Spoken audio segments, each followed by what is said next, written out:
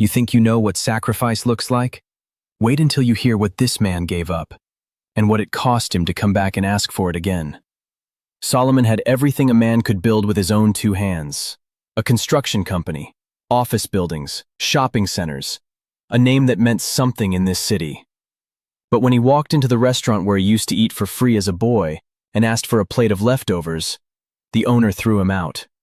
What he didn't know was that the beggar he had just humiliated was the same man who built the roof over his head. Welcome, welcome. Please hit that subscribe button and like this video. Now tell us, where are you tuning in from?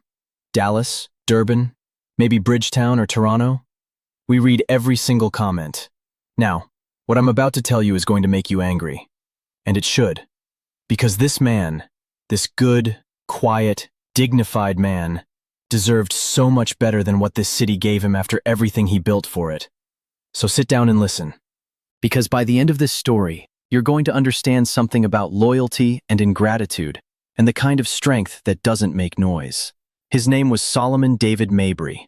He was 73 years old, a tall man once, 6'2" in his prime, but age and illness had bent him down to about 5'10", and the stoop in his shoulders made him look even shorter than that.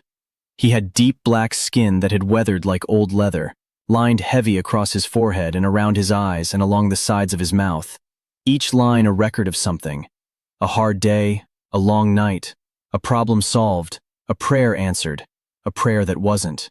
His hair was white and cut close to the scalp, and his beard was white too, trimmed short but not neat, because his hands shook now, and the razor wasn't as steady as it used to be.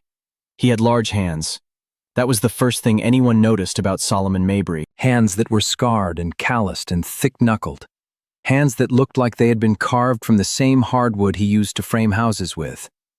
His right index finger was crooked, broken 30 years ago on a job site when a beam slipped, and he set it himself with a splint made from a paint stirrer and electrical tape, because there was no time to go to the hospital. The bone healed wrong. He never fixed it. He said the crooked finger reminded him that nothing in this world comes out straight, and that's all right as long as it still works. Solomon wore the same clothes most days. A pair of dark brown work pants that were clean but faded at the knees. A flannel shirt, green plaid in cold weather, blue plaid in warm, buttoned to the second button from the top.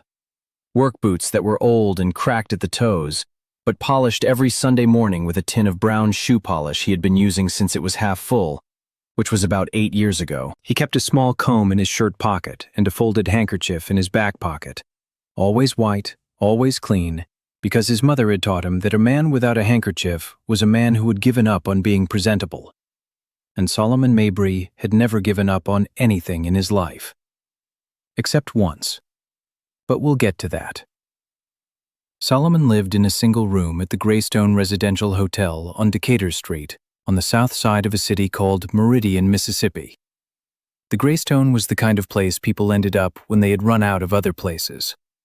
A converted motor inn with thin walls and a shared bathroom at the end of each hall, and a front desk clerk named Patrice who knew everyone's name and everyone's story and never judged anyone for either. Solomon's room was on the second floor, room 214. It had a single bed with a mattress that sagged in the middle, a small table by the window where he kept a Bible and a photograph, and a closet with a metal rod where he hung his 2 flannel shirts and his 1 good jacket, a dark navy blazer he hadn't worn in 4 years but kept pressed and ready, just in case. The photograph on the table was of a woman. Her name was Ruth. She had been Solomon's wife for 41 years. She had dark brown skin and a wide, generous smile and eyes that crinkled almost shut when she laughed. She died 7 years ago. Kidney failure. The last thing she said to Solomon, lying in the hospital bed with tubes in her arms and her hand in his, was, "Don't you let them forget what you built, Saul. Don't you let them forget." He had tried. Lord, he had tried. But the world has a short memory for men who build things, and a long memory for men who fall. Now let me tell you who Solomon Mabry used to be, because this is the part that's going to make everything that comes after hit you like a truck. Solomon was born in 1953 in a shotgun house on the east side of Meridian, in a neighborhood called Pine Hill that doesn't exist anymore. It was demolished in the 1990s to make room for a shopping center that Solomon's own company built. His father, David Mabry, was a bricklayer. His mother, Ernestine, cleaned houses. They had 5 children. Solomon was the middle one. He grew up watching his father lay bricks, watching the way David's hands moved, steady and sure, pressing each brick into the mortar, leveling it with a tap of the trowel, building walls one row at a time, each row straighter than the last. Solomon started working with his father when he was 13. He could mix mortar by 14. He could lay a straight line of bricks by 15. By 17, he was better than most grown men on the crew. His father told him, "Boy, you've got the hands for this, but don't just learn how to build walls. Learn how to build everything. Learn the whole house." So Solomon did. He learned framing and roofing and plumbing and electrical. He learned to read blueprints. He learned to estimate materials and calculate costs and negotiate with suppliers who tried to charge twice what things were worth. He worked on construction crews through his 20s, saving money, studying at night, taking correspondence courses in business management and construction engineering from a community college in Jackson. At 31 years old, in 1984, Solomon Mabry started his own company, Mabry Construction. It wasn't a grand announcement. There was no office, no ribbon cutting, no celebration. It was just Solomon, a used pickup truck with a dented front fender and a tailgate that had to be tied shut with a bungee cord, a metal toolbox his father had given him that weighed 40 pounds, and a business license he obtained at the county clerk's office for $12. He filled out the form in pencil, paid in cash, and walked out with a yellow carbon copy that he folded twice and put in his shirt pocket next to the comb. His first job was building a garden shed for a woman named Mrs. Alma Watkins. Mrs. Alma was 74 years old, 5 feet tall, and wore a straw hat so wide it looked like she was carrying an umbrella on her head. She wanted an 8x10 shed for her garden tools and canning supplies. She wanted it sturdy. She wanted it to last. She said, "Solomon, I don't want no shed that's going to blow over the first time the wind picks up. I want something I can leave to my granddaughter." Solomon built that shed in 6 days. He framed it with pressure-treated pine. He put on a shingled roof with a proper drip edge. He built in shelves and hung hooks for the tools and installed a small window on the south side so Mrs. Alma could have light when she was organizing her mason jars. When it was finished, Mrs. Alma walked inside and stood there for a full minute, touching the walls, checking the shelves, pressing her hand flat against the framing, the way Solomon's father used to press his hand against a finished wall. "This is a good shed, Solomon," she said. She paid him $200 and a plate of fried catfish with hush puppies and a slice of sweet potato pie. Solomon kept that first check, $200 written in Mrs. Alma's shaky cursive, in a frame on his office wall for 20 years.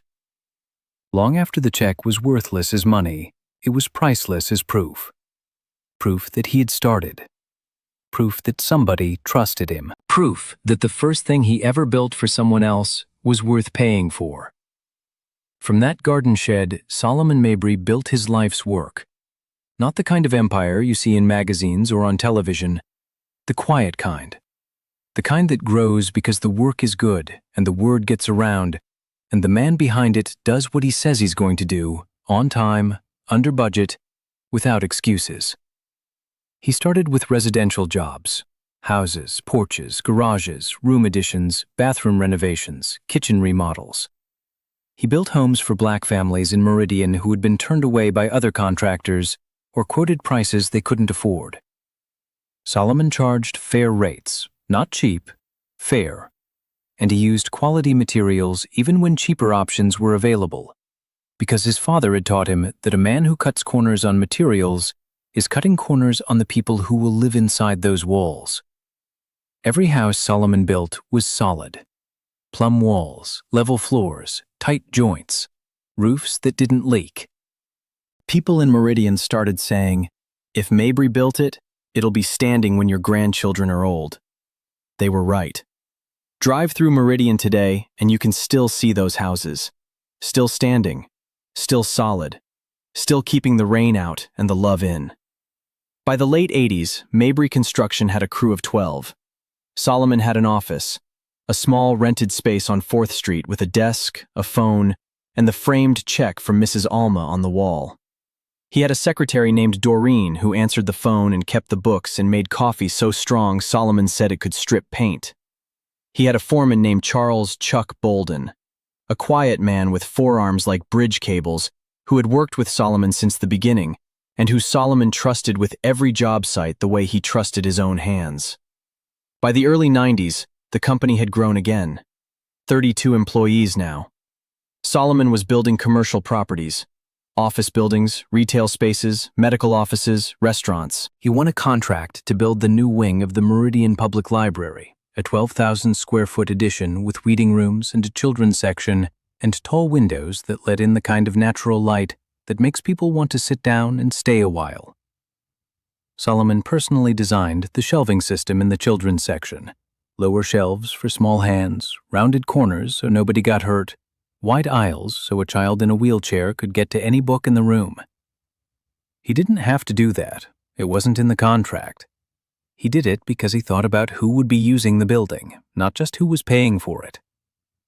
He won a contract to build the community center on Fifth Avenue, a big project, gymnasium with 2 full basketball courts, an after-school program space, a computer lab, a kitchen for community meals, offices for social workers and tutors.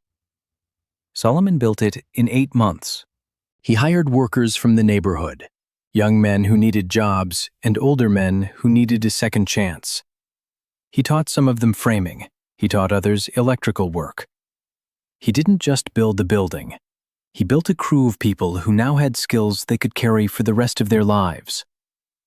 He built 3 churches, Mount Zion Baptist, where he and Ruth worshipped, Grace Temple AME on the east side, and a small Pentecostal church on Route 19 for a congregation of 47 people who had been meeting in a community college classroom for 3 years because they couldn't afford a building.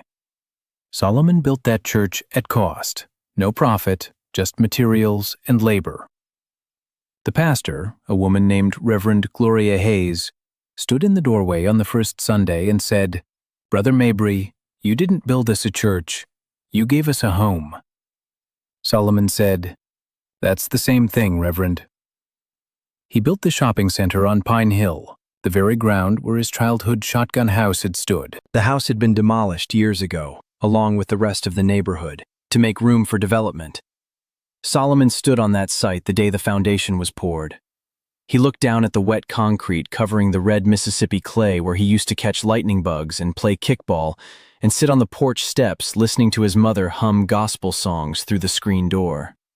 He didn't know whether to feel proud or sad, so he felt both. He put his boot on the edge of the concrete form and he said, to no one, "I'm still here, Mama," and then he went back to work.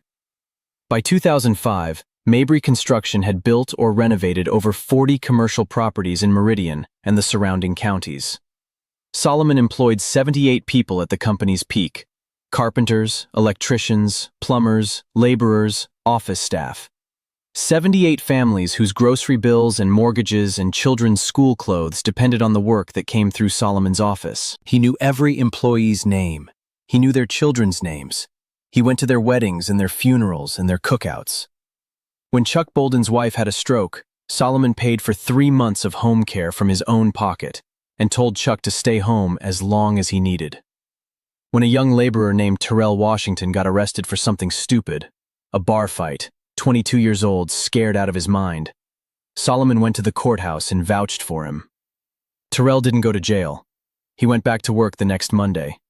He stayed with the company for 14 years. Solomon was recognized. The mayor gave him a commendation at a city council meeting. The Chamber of Commerce put him on the board. The Meridian Star newspaper did a front-page profile. The man who built Meridian, with a photograph of Solomon standing in front of the library wing in his work boots and hard hat, his crooked right index finger visible against the yellow plastic brim. Ruth cut out the article and laminated it and put it on the refrigerator with a magnet shaped like the state of Mississippi. Solomon Mabry was not rich. He never had been. He was comfortable.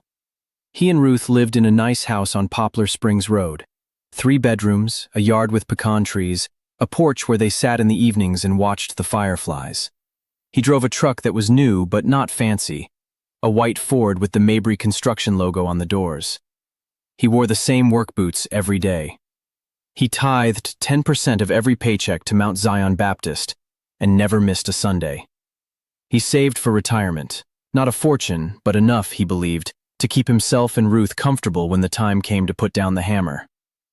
But the time came sooner than he planned, and it did not come gently. And what happened next changed everything. In 2008, the economy collapsed. You remember that. The housing market crashed, banks failed, construction projects that had been moving forward for months stopped cold, like someone had pulled the plug on the whole industry overnight. Developers who had shaken Solomon's hand and promised him contracts, men who had looked him in the eye across conference tables and said, "We're building this spring, Sol, no question," called one by one and said the same thing. "We have to postpone." Every single one of them. Postpone was a polite word. It meant cancel. It meant the money was gone. It meant nobody was building anything anymore except walls between themselves and the people they owed. Solomon tried to hold on. He had 78 employees and their families depending on him. 78 paychecks. 78 mortgages. 78 sets of children who needed school clothes and groceries, and the security of knowing their parent had a job to go to in the morning. He took out a loan against the company to make payroll. He called every contact he had, developers, city officials, private property owners, looking for any work, any project, any reason to keep the trucks running and the crews busy.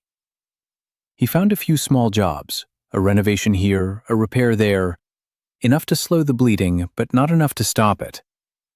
He dipped into his personal savings, the money he and Ruth had set aside for retirement, dollar by dollar over 20 years. He used it to cover insurance premiums for his workers. He used it to pay suppliers who were threatening to cut off his accounts. He used it because those 78 people had trusted him with their livelihoods, and Solomon Mabry did not break trust. He sold equipment, 2 trucks, the backhoe, a concrete mixer he had owned for 15 years, the same mixer he had used on the library wing, the community center, the churches. He sold it to a contractor in Jackson for 1/3 of what it was worth because he needed the cash by Friday. He started laying people off, one by one. And each time, he didn't send an email or post a notice on a bulletin board. He sat across from them in his office, at his desk, with the framed check from Mrs. Alma on the wall behind him, and he told them personally, face to face, man to man, woman to woman. He told Chuck Bolden on a Wednesday afternoon, and both of them cried, and Solomon said, "Chuck, you are the best man I've ever worked with, and I am sorry." Chuck said, "Sol, don't you apologize. You kept us going longer than anybody could have, longer than anybody would have." By 2010, Mabry Construction was gone. 26 years of work, 40 buildings, 78 employees, the framed check from Mrs. Alma, the hard hat, the logo on the truck doors.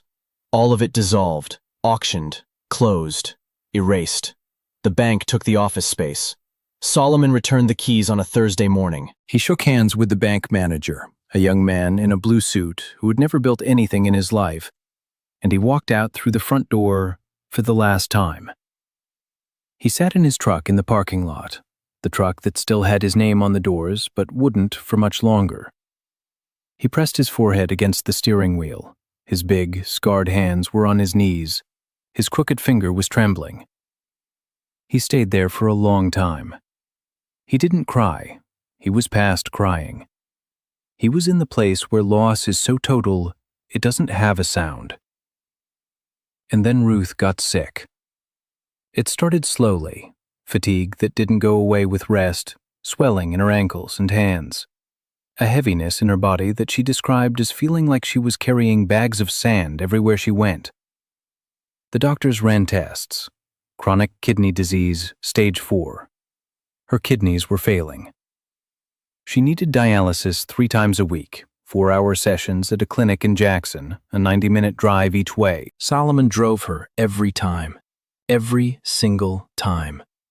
He sat in the waiting room with a styrofoam cup of vending machine coffee and a newspaper he didn't read, and he waited for his wife to come out looking more tired than when she went in. The treatments were expensive. Medicare covered a portion, not nearly enough. There were co-pays, prescription costs, specialist visits, medical equipment for the house, a blood pressure monitor, a special diet plan, supplements the insurance didn't cover. The bills came like waves, one after another, steady, relentless, each one a little higher than the last. Solomon sold the house on Poplar Springs Road, the house with the pecan trees and the fireflies and the porch where he and Ruth had spent 1,000 evenings. He sold it to a young couple for less than it was worth because he needed the money fast, and he didn't have the luxury of waiting for a better offer. He sold Ruth's car. He cashed out what remained of his retirement fund, the fund that was already half empty from the years of trying to save the company. Every dollar went to Ruth, every single dollar. He did not hesitate. He did not sit down with a spreadsheet and calculate. She was his wife. She was the woman who had cut out the newspaper article and laminated it and put it on the refrigerator with a magnet. That was enough. That was everything. Ruth died in 2019, in a hospital room on the 3rd floor of the medical center in Meridian, a building that had been renovated by a contractor Solomon didn't know, using methods Solomon would have done differently. The room smelled like antiseptic and hummed with machines. Ruth's hand was in Solomon's hand. It was warm, and then it was still. Solomon held it for another hour because letting go meant accepting that the world now had a hole in it shaped exactly like Ruth Mabry, and he was not ready to walk around that hole. He wasn't sure he would ever be ready. After Ruth died, Solomon had nothing. No company, no house, no car, no savings, no wife. He had Social Security, $820 a month, and his 2 flannel shirts and the navy blazer and the Bible, and the photograph and the crooked finger, and 60 years of memories of building things that other people were now living and working and eating and praying inside of, without knowing or caring who had put the walls up.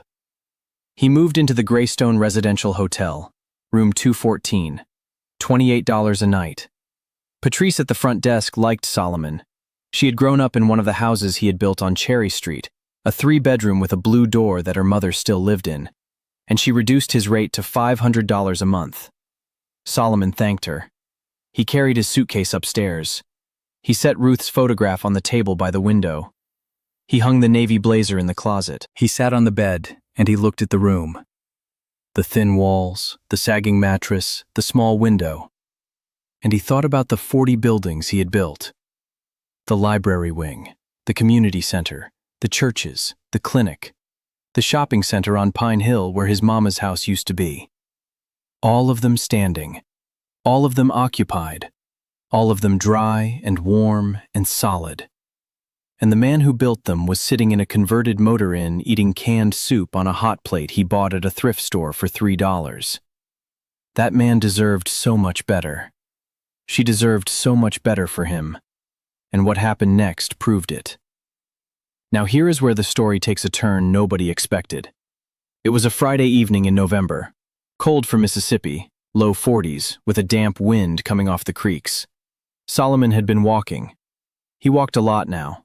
Not for exercise, because walking kept his body moving and his mind quiet. And when you live in a single room with nothing but a Bible and a photograph, you need something that takes you outside of those 4 walls, or those 4 walls will close in on you. He had been walking for about 2 hours. His knees ached, his stomach was empty. He had eaten a sleeve of saltine crackers for lunch, the last of a box he bought at the dollar store 3 days ago.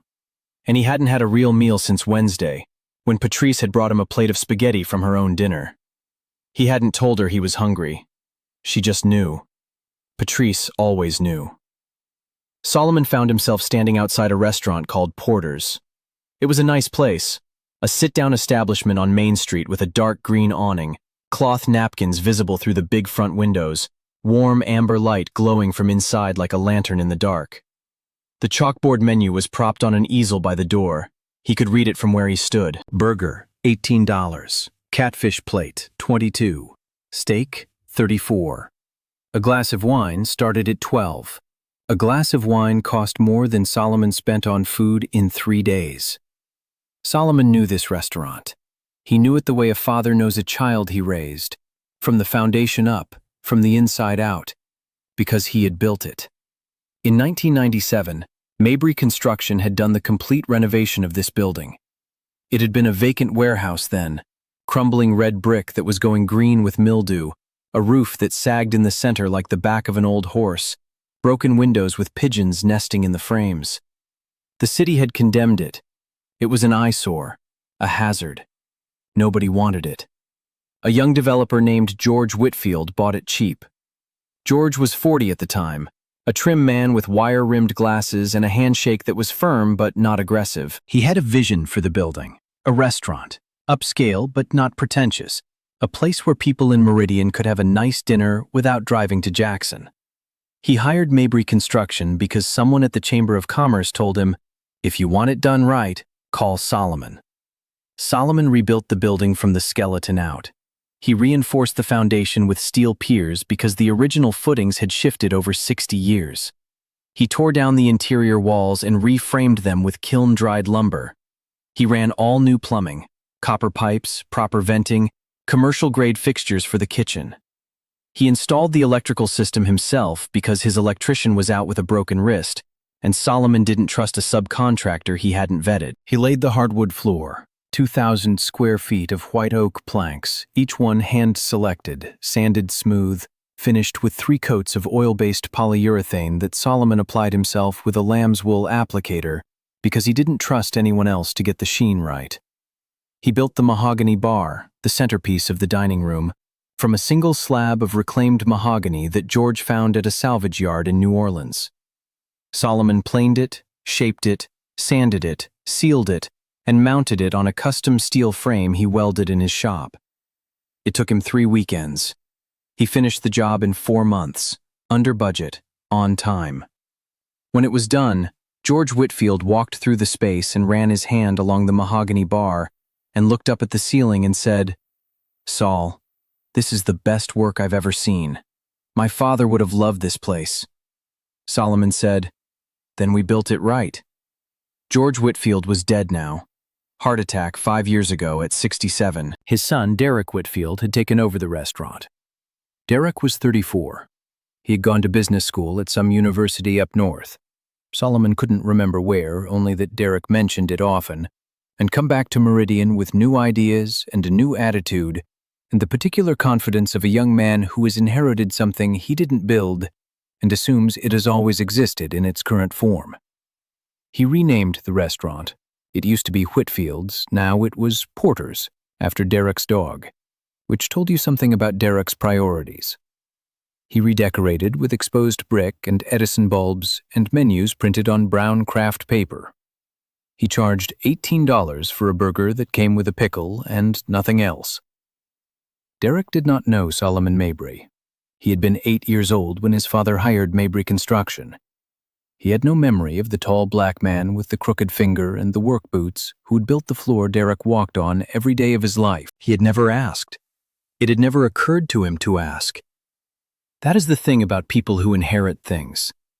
Some of them are grateful, and some of them simply assume the world arrived fully assembled for their convenience. Solomon stood outside the restaurant and looked through the window. He could see people eating, laughing, drinking wine, sitting in chairs at tables on the hardwood floor that his crew had laid plank by plank, sanding each one by hand, finishing it with 3 coats of polyurethane that Solomon had applied himself because he didn't trust anyone else to get the sheen right. His stomach growled. He put his hand on it. He stood there for another minute. And then he did something he had never done before in 73 years of living. Something that cost him more pride than anything he had ever lost. More than the company, more than the house, more than the truck.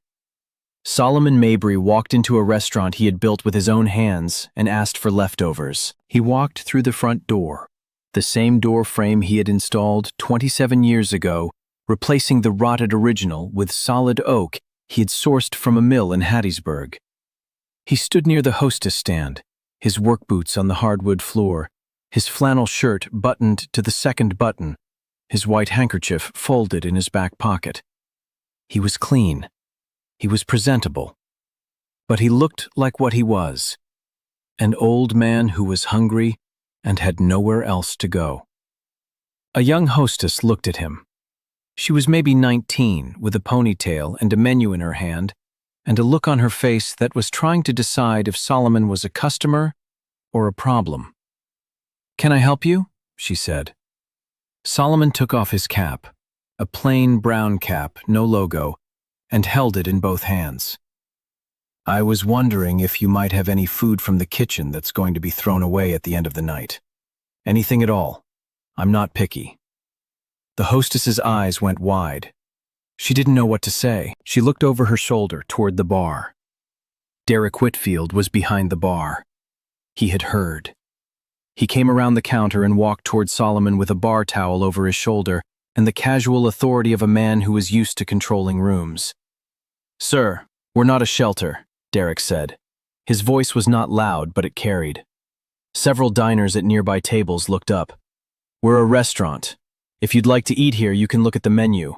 Otherwise, I'm going to have to ask you to leave." Solomon's face didn't change. He had endured worse than this. He had laid off 78 people he cared about. He had watched his wife die. He had lost everything he had built. A young man with a bar towel was not going to break him. "I understand, sir," Solomon said. "I'm sorry to bother you. I built this building. A long time ago. I thought maybe—" Derek cut him off. "I don't know who built this building, and frankly, it doesn't matter. What matters is that you're making my customers uncomfortable. This isn't a soup kitchen. Please leave." A woman at a nearby table, a woman in her 40s eating a steak dinner, shifted in her seat and looked away. A man at the bar stared into his drink. Nobody said anything.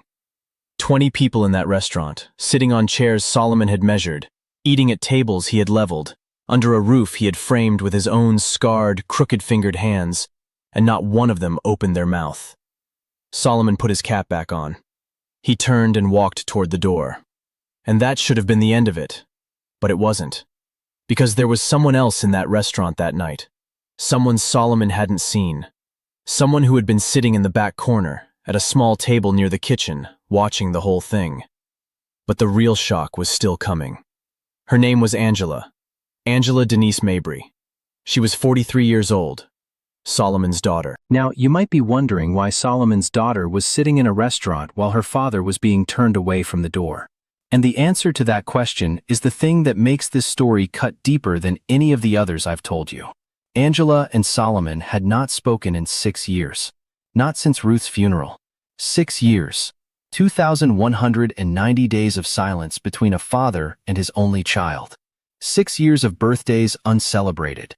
6 years of holidays spent alone. 6 years of Solomon picking up the phone, holding it in his big hand, staring at Angela's number on the screen, and putting it back down because he didn't know what to say, and was afraid that whatever he said would make things worse. Angela lived in Atlanta. She was successful, a corporate attorney at a large firm, specializing in commercial real estate development.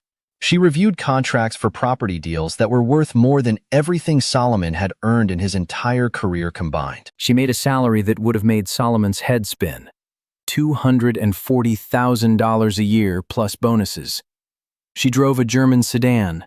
She lived in a high-rise condominium on the 20th floor with floor-to-ceiling windows that looked out over the city like a control room. She wore tailored suits that cost more than Solomon's monthly rent at the Greystone.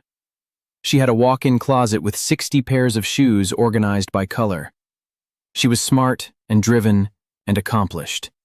And she was all of those things because Solomon and Ruth had sacrificed everything. Their time, their comfort, their own ambitions, to make sure Angela had the kind of life they never had. Solomon had worked double shifts to pay for Angela's private school tuition. Ruth had sold homemade pound cakes at the church bake sale every month for 10 years to fund Angela's college savings account. They had driven her to debate tournaments and SAT prep courses and campus visits, and never once complained about the gas money or the hours on the road. Angela graduated from law school at 26. Solomon and Ruth drove to Atlanta for the ceremony. Solomon wore the navy blazer. Ruth wore a yellow dress with white flowers. They sat in the auditorium, and when Angela's name was called, Solomon stood up before anyone else in their row, and he clapped so hard his palms were red for an hour afterward. Ruth took a photograph of Angela in her cap and gown that became the screensaver on the family computer for the next decade. But Angela carried a wound, and the wound had a name: resentment. She resented Solomon for losing the company, for watching 26 years of work dissolve because the economy shifted and the contracts disappeared and the bank took everything. She resented him for selling the house, her childhood home, the house on Poplar Springs Road where she had learned to ride a bike and carved her initials into the porch railing and measured her height against the kitchen door frame every year on her birthday. She resented him for spending every last dollar on Ruth's medical care instead of saving something, anything, for the future. She resented him for being poor. And that is a terrible thing to say about a daughter and her father, but it is the truth, and this story has no room for anything less than the truth. Angela had spent her entire adult life running from the kind of poverty she had glimpsed growing up. The lean months when Solomon's company was between contracts and the refrigerator got emptier and the conversations at the dinner table got quieter. The unpaid bills stacked on the kitchen counter like a paper wall. The worry that lived in her parents' eyes even when their mouths were smiling. Angela had seen all of that as a child, and she had decided, fiercely, permanently, that she would never live like that. She would never be vulnerable to the whims of an economy or a bank or a client who could cancel a contract with a phone call and take your life apart. When Solomon lost the company, and then the house, and then the savings, Angela felt like the floor beneath her own life had cracked. Everything she had built, the law degree, the career, the condominium, the German car, the walk-in closet, sat on a foundation that was her father's success. And when that foundation crumbled, Angela felt the tremor all the way up. It shook something loose inside her, something dark and scared and small. And instead of reaching out to her father, she pushed him away.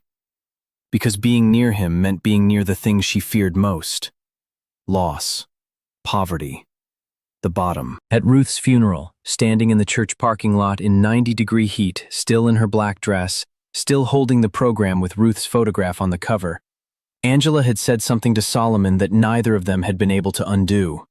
She had said, "You had everything, Daddy, everything, and you let it all fall apart. Mama deserved better than this." Solomon had looked at his daughter, his only child, the girl he had clapped for until his palms were red. His eyes were swollen from crying, and his navy blazer was too warm for the weather, and his wife, his Ruth, his 41 years, his everything, was inside the church in a casket that he had paid for with the last of his savings. He opened his mouth, then he closed it. He didn't argue. He didn't defend himself. He didn't say what he could have said. That he had given everything to keep Ruth alive. That he would do it again. That losing money was not the same as letting things fall apart. He said nothing. He turned and walked to the funeral car that was waiting to take him back to the house that had already been sold. They hadn't spoken since. Not once. Not a call, not a text, not a letter. 6 years of nothing. Angela was in Meridian on business. A client had a property dispute in Lauderdale County, and she had come down for a deposition. She had chosen Porter's for dinner because she didn't know the restaurant's history. She didn't know her father had built it. She just saw the reviews online and booked a table. When she heard the commotion at the front of the restaurant, the hostess, the old man with the cap, Derek Whitfield with his bar towel, she hadn't looked up at first. But then she heard the voice. A voice she hadn't heard in 6 years, but would recognize if she heard it in a hurricane. Deep and steady and dignified even when it was asking for something as small as leftover food. She looked up, and she saw her father, standing in the doorway of a building he had built with his own hands, being told to leave by a man who didn't know the first thing about who was standing in front of him. Angela's fork hit the plate. Her hands were shaking. Her chest felt like someone had reached inside it and twisted. She stood up from the table. She didn't think about it. She didn't calculate. She didn't weigh options. She just stood. "Stop!" The word came out of her mouth before she knew it was coming. It cut through the restaurant like a blade. Derek turned. Solomon turned. 20 diners turned. Angela walked toward the front of the restaurant. Her heels clicked on the hardwood floor, the floor her father had laid plank by plank. She walked past the tables and the wine glasses and the exposed brick and the Edison bulbs, and she stopped between Derek Whitfield and Solomon Mabry. "Do you know who this man is?" she said to Derek. Derek looked confused. "Ma'am, I asked you a question. Do you know who this man is?" "He said he built the building. I don't know if that's—" "His name is Solomon Mabry," Angela said. Her voice was shaking, but her words were clear. "He founded Mabry Construction in 1984. He built this building in 1997. He built the library wing on 7th Street. He built the community center on 5th Avenue. He built 3 churches in this city. He built the medical clinic on the west side where half the people in this room probably take their children. He built over 40 properties in Meridian. Your father hired him. Your father shook his hand and said it was the best work he'd ever seen." Derek's face went pale. He gripped the bar towel. Angela wasn't finished. "This man didn't just build buildings. He employed 78 people. He gave men and women jobs when nobody else would hire them. He put roofs over families' heads. He built the bones of this city. And you just told him to leave." The restaurant was completely silent. A woman at a table near the window put her hand over her mouth. The bartender set down the glass he was polishing. Angela turned to Solomon. He was standing very still. His cap was in his hands. His eyes were wet, but he was not crying. He was looking at his daughter the way a man looks at a sunrise he thought he would never see again. "Daddy," Angela said, and her voice broke on the word. It cracked right down the middle like a clay pot that had been sitting in the sun too long. "Daddy, I'm sorry. I'm so sorry." Solomon looked at his daughter. 6 years of silence. 6 years of that sentence from the church parking lot echoing in both of their heads. 6 years of absence that was really just 2 people who loved each other standing on opposite sides of a wound neither one knew how to cross. "Come here, baby girl," he said quietly. Angela crossed the distance between them. 3 steps, maybe 4. And she put her arms around her father and she held him. In the middle of a restaurant full of strangers, standing on a floor he had built, she held the man who had built everything and lost everything, and never once stopped being worthy of the word father. Solomon held her back. His big, scarred, crooked-fingered hands pressed against her back, and he closed his eyes, and he held his daughter the way he used to hold her when she was small, like she was the most important thing his hands had ever touched. More important than any building, more important than any wall or floor or roof or beam, more important than everything else in his life combined. Derek Whitfield stood to the side. His face was a mess of emotions: shame, confusion, embarrassment. He set down the bar towel. "Mr. Mabry," he said, my father spoke about you. I'm sorry. I didn't recognize you. Please, sit down. Dinner is on the house. Anything you want." Solomon looked at Derek. He could have said something harsh. He had earned the right. But Solomon Mabry had spent his whole life building things, not tearing them down. Even now, even standing in a restaurant that had turned him away hungry. "Young man," he said gently, "your father was a good man. He gave me a fair chance when others wouldn't. I don't hold this against you. But I want you to remember something tonight. Every building you walk into was built by someone's hands. And those hands belong to a person. And that person has a name and a story and a life that matters whether they can afford your menu or not." Derek nodded. He didn't speak. He pulled out a chair at the nearest table and he waited. Solomon sat down. Angela sat across from him. And for the first time in 6 years, a father and daughter shared a meal. They talked for 3 hours. The restaurant closed around them, and Derek told the staff to leave them alone and to keep the kitchen open as long as they needed. Angela told Solomon about her work, about her apartment in Atlanta, about the client in Lauderdale County. Solomon told Angela about the Greystone, about Patrice, about his walks through the city, about the buildings he passed every day that his hands had built and his name had faded from. And then Angela said the thing she had been carrying for 6 years. Daddy, what I said at Mama's funeral, about you letting everything fall apart. That was the worst thing I've ever said to anyone. And I've said it to myself every single day since. Because it wasn't true. You didn't let anything fall apart. The world fell apart. And you held on to Mama with both hands, and you kept her alive as long as anyone could have. That's not failure. That's love. And I was too angry and too scared to see it. Solomon reached across the table and took her hand. His big hand swallowed her smaller one. His crooked finger pressed against her palm. Baby girl, you don't need to apologize for being scared. Fear makes us say things we don't mean. But hear me now. I would sell that house 100 times. I would lose that company 100 times. I would give up every building I ever built if it meant one more day with your mama. And I would do the same for you. That's what a father does.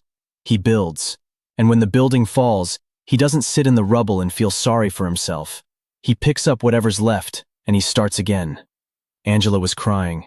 The kind of crying that doesn't care who's watching. Tears running down her face, her expensive suit wrinkled from the embrace, mascara on her cheeks. She gripped her father's hand and she said, "Come live with me. In Atlanta. Please, Daddy. I have room. I have so much room."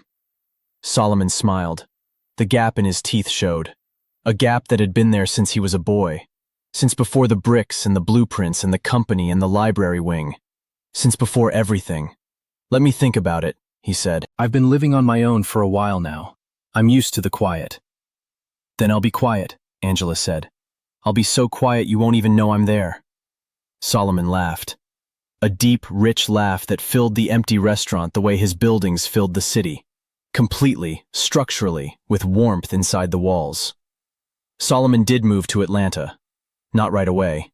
He took a month. He said goodbye to Patrice at the Greystone. He packed his 2 flannel shirts and his navy blazer and his Bible and the photograph of Ruth into a single suitcase. Patrice hugged him at the front desk and said, "Mr. Mabry, you were the best thing about this place." Angela drove down to get him. She pulled up to the Greystone in her German car and she carried his suitcase to the trunk and she drove him home.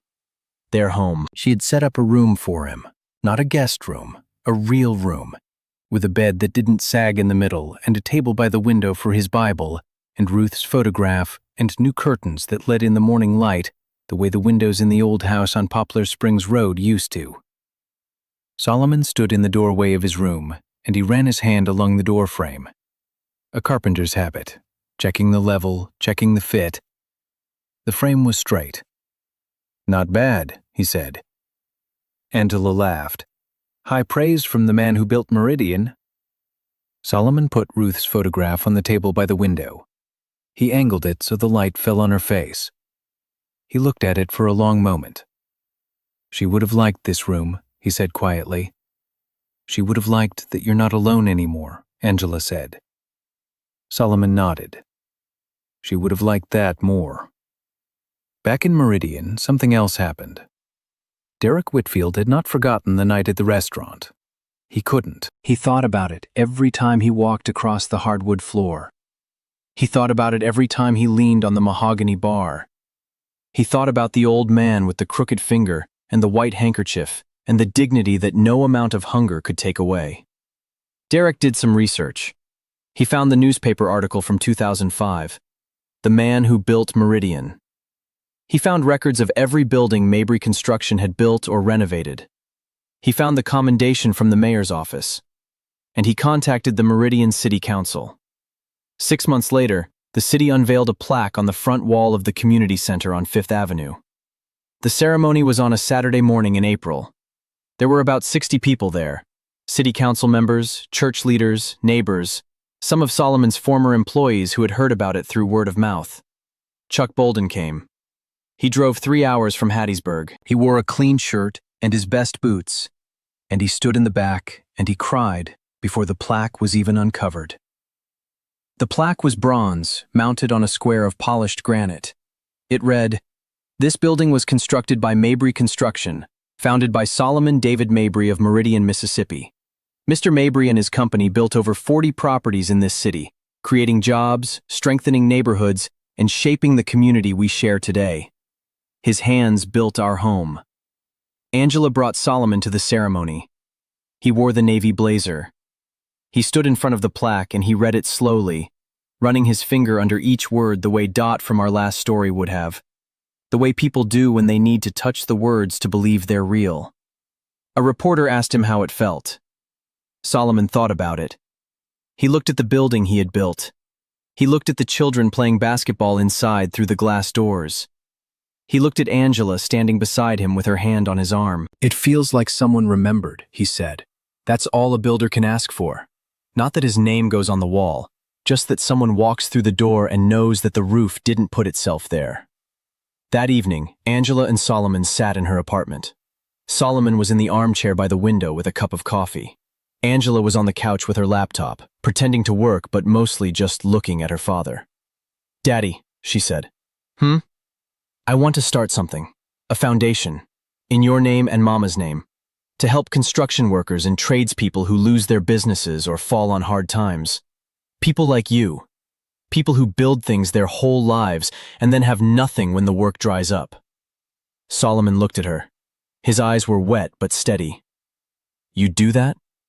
"Daddy, it's the least I can do. You built the whole city. Let me build this." Solomon was quiet for a long moment. He looked at Ruth's photograph on the table. He looked at the crooked finger on his right hand.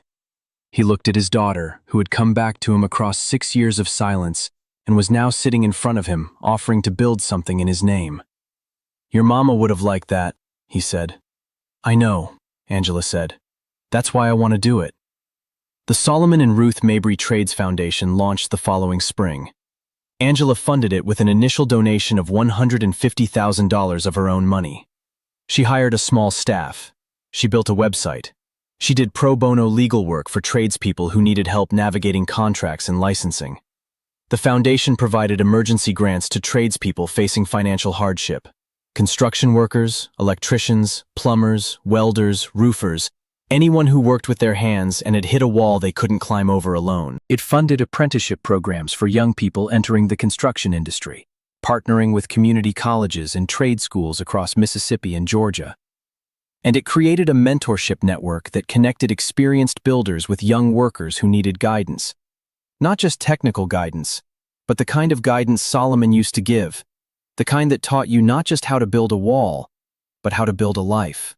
The first grant went to a 61-year-old electrician named Harold Banks, who had lost his business during the pandemic and was living in his van. Harold used the grant to get his license reinstated and buy new tools. 6 months later, he was working again.